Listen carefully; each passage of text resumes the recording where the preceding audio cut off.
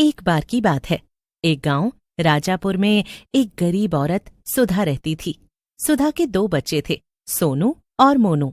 सुधा के पति रामलाल बहुत बीमार रहा करते थे। एक रात गांव में बड़े जोरों से बारिश हो रही थी। रामलाल की तबीयत खराब हो जाती है। रामलाल की खराब हालत देखकर सुधा बोलती है, सुनो जी, आपकी तबीयत तो बहुत ही खराब लग रही है। मैं अभी डॉक्टर को बुलाकर लाती हूँ। सुधा की बात सुनकर रामलाल बोलता है, अरे अरे सुधा, तू मेरी चिंता मत कर, मैं ठीक हूँ। बच्चों का खाना बना दे, बेचारे शाम से भूखे हैं। मैं ठीक हूँ। रामलाल की बात सुनकर सुधा बच्चों के लिए रोटी बनाने लग जाती है। लेकिन रामलाल की तबीयत खराब होने लगती है। सोनू और मोनू, जो कि रामलाल के पास ही बैठे होते हैं, चिल्लाते हुए सुधा से कहते हैं, अरे माँ, देखो, पिताजी की तबीयत और भी खराब हो रही है और उनकी आंखें भी नहीं खुल रही। मोनू की आवाज सुनकर सुधा रामलाल के पास आती है और उसकी बिगड़ती हालत देखकर डॉक्टर के पास जाने लगती है। तभी उसे रामलाल का दोस्त शामू मिलता है। शामू सुधा की ऐसी हालत देखकर बोलता है, अरे सुधा भाभी, क्या हुआ? ऐसी बारिश में कहाँ भागी जा रही हो? लेकिन सुधा कुछ नहीं बोलती और आगे बढ़ जाती है। सुधा डॉक्टर के घर पर जाकर जोर जोर से दरवाजा पीटने लगती है। दरवाजे की आवाज सुनकर सोता हुआ डॉक्टर सुधीर नींद से जाग जाता है। कौन है जो इतनी रात को बेवकूफों की तरह से दरवाजा पीट रहा है? इन गांव के लोगों को बिल्कुल अकल नहीं है। अरे सुधीर, तुम भी, कोई बीमार होगा, चलो चलकर देखते हैं। ऐसा कहकर सुधीर और उसकी पत्नी दरवाजा खोलते हैं। सामने सुधा खड़ी होती है।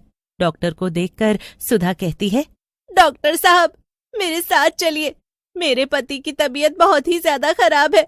आप चलिए, नहीं तो वो मर जाएंगे। सुधा की बात सुनकर सुधीर गुस्से से कहता है, तुम सारे गांव वाले पागल हो क्या? जब मर्जी मुंह उठाकर चले आते हो। डॉक्टर की कोई अपनी जिंदगी नहीं है क्या?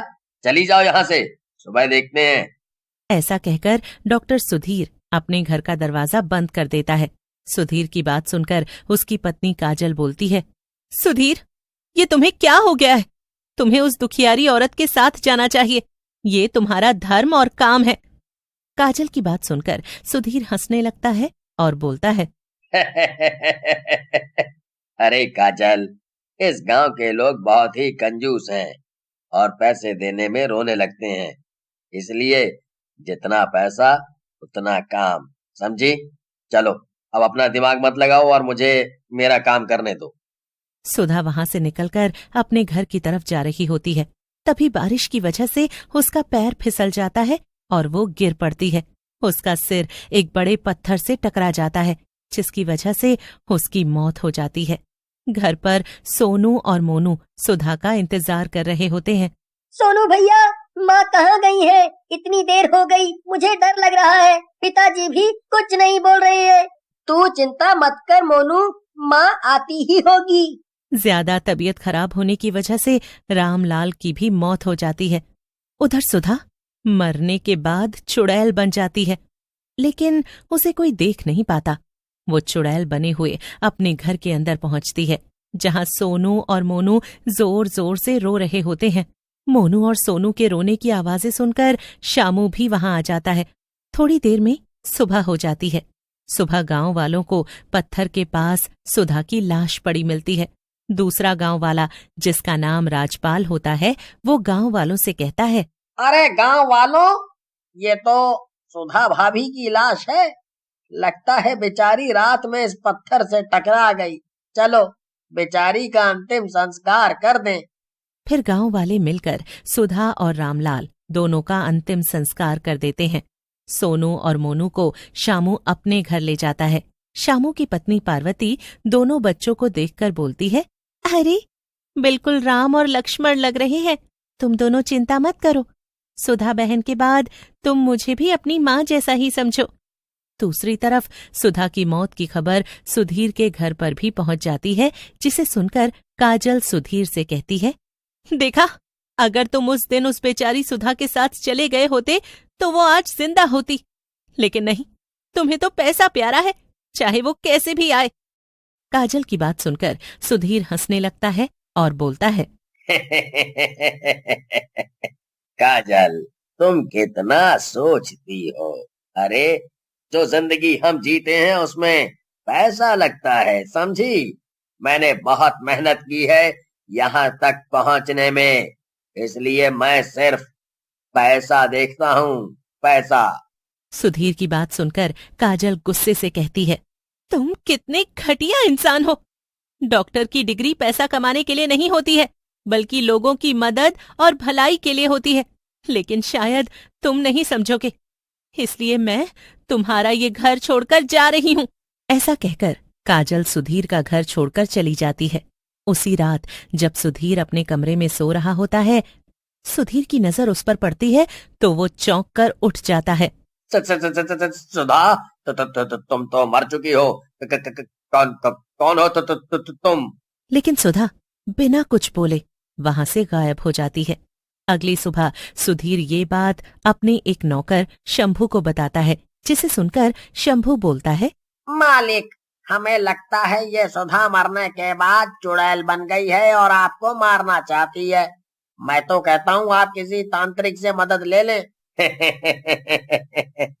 तुम भी शंभू, हम डॉक्टर हैं, इन भूत प्रेतों पर विश्वास नहीं करते हैं। कुछ नहीं होगा, ये मेरे मन का वहम होगा। फिर सुधीर वहां से अपने काम पर चला जाता है। उसी रात जब सुधीर सो रहा होता है, तभी उसे कोई जोर से जमीन पर पटक देता है। सुधीर की नींद खुल जाती है और वो उठ जाता है। लेकिन उसी समय वहां चुड़ैल आ जाती है और हंसते हुए बोलती है,